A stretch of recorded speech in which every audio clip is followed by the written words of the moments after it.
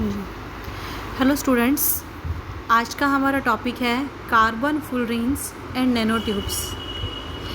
देखिए स्टूडेंट्स, ये टॉपिक हमारे पास एग्ज़ाम पॉइंट ऑफ व्यू से हमारे पास बहुत ही इम्पॉर्टेंट है और देखिए इसको किस तरह से करेंगे। सबसे पहले हमारे पास है कार्बन फुलरीन। कार्बन फुलरीन जो होता है ये होता है हमारे पास C60 मॉलिक्यूल। अब इसमें आप ये मत समझिएगा कि इसका नाम है हमारे पास C60। देखिए क्या होता है, इसको हम किस तरह से डिफ़ाइन करेंगे। देखिए, fullerene is the name given to a C60 molecule after the architect and an inventor. In the beginning molecule was called Buckminster fullerene and later the name fullerene was used. ठीक है, अब देखिए हम क्या कहते हैं, फुलरीन नाम जो है वो C60 मॉलिक्यूल को दिया गया है और इसको हम लोग बोलते हैं फुलरीन क्यों बोलते हैं। देखिए इसके पीछे कारण क्या है।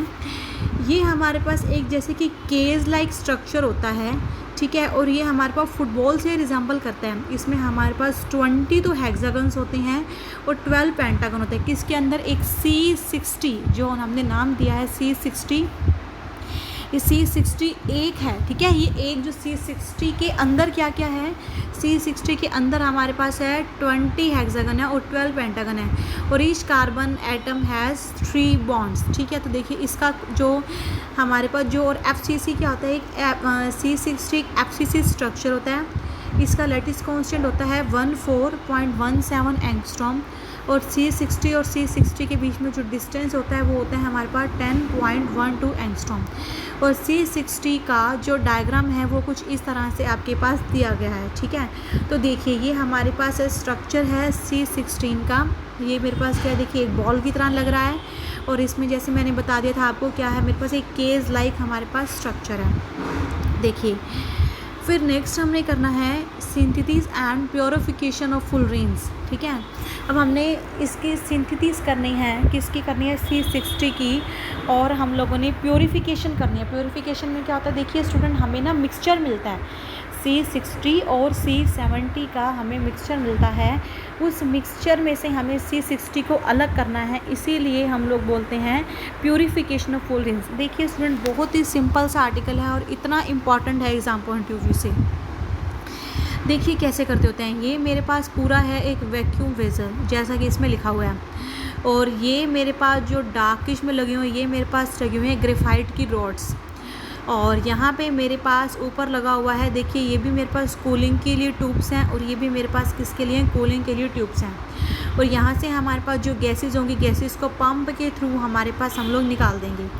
क्या करते हैं स्टूडेंट, इसमें हम जो ग्रेफाइट की जो रोड्स हैं इनको टेम्परेचर, इनको हम लोग मतलब एक प्रेशर, एक high amount of pressure apply करते हैं। जैसे एक high amount of pressure apply करेंगे तो ये जो ग्रेफाइट की जो रोड्स हैं ये मेल्टेड होना स्टार्ट हो जाएंगी। तो जैसे ही मेल्टेड होना स्टार्ट होंगे फिर उसको कूलिंग का काम कौन करेगा, ये जो मेरे पास ऊपर जो कूलिंग के लिए हमारे पास लगी हुई हैं। उसके बाद देखिए हमारे पास क्या होगा, जैसे ही मैंने उसको जो मेरे पास जो था ग्रेफाइट मटेरियल को जैसे हम कूल करेंगे तो वो क्या करेगा, सूद होके वो किसके ऊपर आ जाएगा, टोलिन के ऊपर आ जाएगा। ठीक है, अब यहाँ पे हमारे पास क्या होता है स्टूडेंट, देखिए यहाँ पे ना हमें क्या होता है, मिक्सचर मिलता है C60 और C70 का।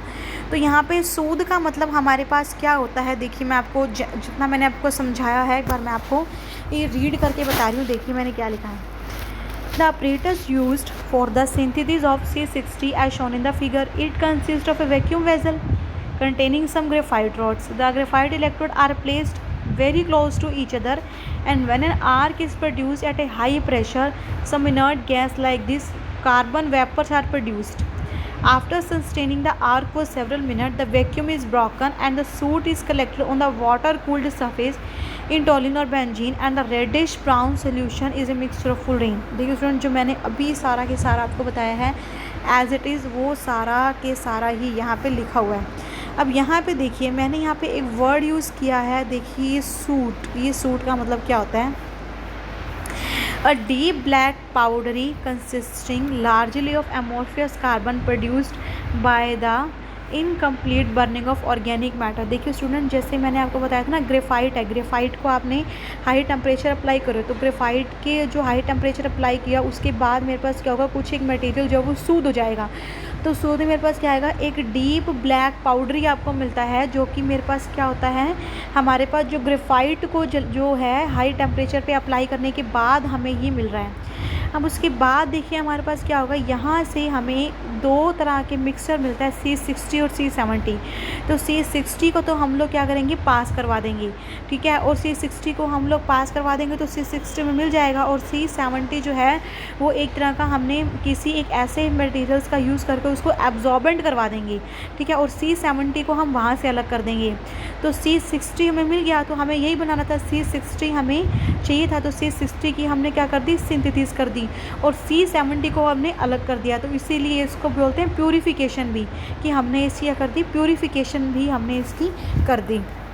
देखिए क्या लिखा हुआ है, about 20 to 30% solution is soluble which contain C60 80% और C70 मेरे पास है 20%। C60 can be collected in one pass using toluene mobile phase. देखिए स्टूडेंट, यहाँ पे ये मोबाइल फेज वर्ड यूज़ किया गया। मोबाइल फेज का मतलब होता है that is pass through the column, ठीक है, जो कि कॉलम में से मेरे पास पास हो जाएगा। जैसे ही पास हो जाएगा तो C60 को तो हम एक्सट्रैक्ट कर लेंगे और C70 हमारे पास एब्जॉर्ब्ड हो जाएगा। और वो जो C70 हमारे पास एब्जॉर्ब्ड हो जाएगा, इसको हम लोग बोलते हैं that is mixture as an eluent. Eluent word का मतलब यहाँ पे क्या आता है, इलेक्टेंट वर्ड का मतलब हमारे पास होता है कि to remove absorbed material from an absorbent by means of a solvent. मतलब कि उसको जो एब्जॉर्बेंट जो मटेरियल होगा उसको वहाँ से अलग करना है। C60 वाला जो मॉलिक्यूल है वो तो मेरे पास हो जाएगा मोबाइल फेज़। मोबाइल फेज़ का मतलब है कि वो जो मॉलिक्यूल है वो तो मेरे पास हो जाएगा पास, लेकिन C70 हमारे पास एज एन एब्जॉर्बेंट मटेरियल को हम लोग यूज़ कर लेंगे, ठीक है। तो देखिए फिर क्या लिखा हुआ हमारे पास कि repeated chromatography is required to get pure C70. The color of C60 is violet and that of C70 is reddish brown. तो दोनों हमें मिल गए, C60 मिल गई, C70 मिल गई। मेनली हमें क्या चाहिए था, मेनली तो हमें चाहिए था C60 ही हमें चाहिए था, तो C70 तो हमें नहीं चाहिए था, तो C70 को हमने कर दिया अलग, ठीक है स्टूडेंट। तो ये topic exam point of view से बहुत ही इंपॉर्टेंट है, बिल्कुल ही सिंपल सी वर्डिंग है, मैंने आपको समझा रखा है। सबसे पहले बस आप कार्बन फुलरीन के बारे में लिख देंगे, ठीक है, फिर आप एक ये इस बताएंगे कि इस तरह से स्ट्रक्चर बनता है।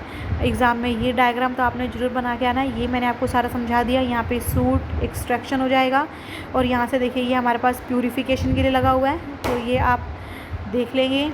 और फिर मैंने आपको ये समझा दिया है और इस तरह से देखिए, आई होप आपको ये समझ आ गया होगा। बहुत ही इंपॉर्टेंट आर्टिकल है, प्लीज़ मेरी आप लोगों से यही रिक्वेस्ट है कि आप इस टॉपिक को तो एग्ज़ाम में छोड़ के मत जाइएगा। कार्बन फुलरीन को तो ज़रूर अटैम्प्ट कीजिएगा, आप छोड़ के नहीं जाएंगे। अब देखिए स्टूडेंट, नेक्स्ट उसके बाद है हमारे पास nano technology in different field. Nano technology कहाँ कहाँ यूज़ होगी हमने ये बताना है। बहुत ही सिंपल सा आर्टिकल है, सारा के सारा थ्योरेटिकल है, जस्ट आप खुद ही इसको रीड आउट कर लेंगे कि कहाँ कहाँ फील्ड में यूज़ हो रही है। हम इसको इलेक्ट्रॉनिक्स में यूज़ कर सकते हैं, हॉस्पिटल्स में यूज़ कर सकते हैं, और इलेक्ट्रिकल जंक्शंस में हम इसको यूज़ कर सकते हैं, और इसके अलावा हम लोग इसको मेडिसिन में यूज़ कर सकते हैं, नैनोटेक मटेरियल्स में यूज़ करेंगे, ऑटोमोबाइल्स में यूज़ करेंगे। कुछ इस तरह से ये सारी इसकी एप्लीकेशंस दे रखी हैं, जो कि आप जस्ट एक बार रीड कर लेंगे तो कोई दिक्कत आएगी नहीं। मैं थोड़ा सा ब्रीफ में फिर भी आपको बता देती हूँ, बाकी आपका काम है रीड करना। देखिए नैनो इलेक्ट्रॉनिक्स में हम इसको यूज़ कर लेंगे, ठीक है, ये आप लोग पढ़ लेंगे। सारा स्टूडेंट थ्योरेटिकल है, एग्ज़ाम में थोड़ा सा पूछेगा, ज़्यादा नहीं आता है। नैनो बायोटेक्नोलॉजी, ये मैंने आपको बताया था, जैसे कि हमारे पास डीएनए की मैपिंग करने काम आता है। तो डीएनए की मैपिंग करने कैसे काम आएगा, किसी भी जैसे न्यूली बॉर्न बेबी है उसका डीएनए अगर हमें लेना है तो उस तरह से हम वो किस तरह से काम करेगा वो उसको आप पढ़ लेंगे थोड़ा सा। नैनो मेडिसिन में जैसे मैंने बताया था कि कितना एक अमाउंट हमें किसी बॉडी के अंदर इंसर्ट करना है, वो किस तरह से इंसर्ट करना है वो भी आप थोड़ा सा इसमें रीड कर लेंगे। Nano technology, nano medicine, just हल्का सा सारा का सारा थ्योरेटिकल है, ठीक है। फिर उसके बाद आता है हमारे पास नैनोटेक मटेरियल्स में कैसे कैसे यूज़ होता है, वो भी आप थोड़ा सा रीड कर लेंगे। अब देखिए स्टूडेंट, इसके बाद कुछ एक क्वेश्चंस हैं जो कि मैं आप लोगों से यहाँ डिस्कस करूँगी।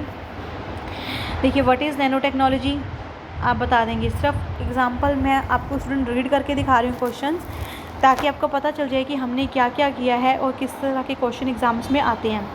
State and explain nano technology, ये मैंने कहा। Size explain in detail size dependence of particles. Size dependence of particles में स्टूडेंट्स आप बता देंगे जैसे कि क्वांटम, मैंने आपको एक प्रॉपर्टी करवाई थी कि क्वांटम लेवल पे हम इसको बात करते हैं, तो उसके क्वांटम लेवल की जो प्रॉपर्टी है उसको डिफाइन कर देंगे। What do you mean by length scale and its important nano technology. 10⁻⁹ metre के जितना होता है और उसकी इंपॉर्टेंस क्या है नैनो टेक्नोलॉजी में, कि किस तरह से हमारे पास इसकी प्रॉपर्टीज़ में चेंज हो रहा है, वो सब बताएंगे। ठीक है, हिस्ट्री बता देंगे इसकी, बेनिफिट्स एंड चैलेंजेस बता देंगे आप इसके। मोलिकुलर असेंबलर कंसेप्ट मैंने आपको करवाया था। Molecule manufacturing at nano scale construction में क्या बताएंगे, 2 तरह की अप्रोच होते हैं, बॉटम अप और बॉटम डाउन, अब वो बता देंगे। 8th क्वेश्चन है what are the tools for synthesis of nano structure. इसमें आप क्या बताएंगे, जैसे कि सोल जेल प्रोसेस है, गैस फेज कंडेंसेशन है, लिथोग्राफी है, वो एक्सप्लेन कर देंगे। फिर हमारे पास है नेक्स्ट 9th क्वेश्चन है explain the 2 most important technique in physical vapour deposition method. Physical vapour deposition method भी यह मैंने आपको करवाया है, आप उसमें से बता देंगे। सोल जेल प्रोसेस आपको बताई है, वेपर फेज कंसंट्रेशन मैंने आपको बता दिया है, समझाया हुआ है। ये मैंने आपको नहीं करवाया है। What do you mean by sputtering explain this sputtering or sputtering, ये मैं आपको करवा दूँगी। लिथोग्राफी बता रखी है, माइक्रोस्कोपी और सैम टैम ये मैंने आपको करवा रखा है, और STM करवा रखा है, AFM करवा रखा है। विजन एंड ऑब्जेक्टिव्स, और आज जो क्वेश्चन करवाया वो है carbon fullerene and it's verification. तो कुछ इस तरह के क्वेश्चन आपके एग्ज़ाम्स में आते हैं। तो स्टूडेंट उसके बाद हमारे पास 4th यूनिट में एक टॉपिक रह गया है, वो है मेरे पास कार्बन नैनो ट्यूब्स। उसके बाद 4th यूनिट आपका कंप्लीट है। ठीक है, तो नेक्स्ट कल है हमारे पास वेंसडे, तो कल आपके पास आपका 4th यूनिट जो है मेरी तरफ से आपका सिलेबस जो है वो कंप्लीट हो जाएगा। ठीक है स्टूडेंट, मिलते हैं कल के लेक्चर में। आपका 4th यूनिट कल हम लोग कंप्लीट करवा देंगे। अभी के लिए आप यहाँ तक के लिए इतना समझिए। Okay students, thank you, take care.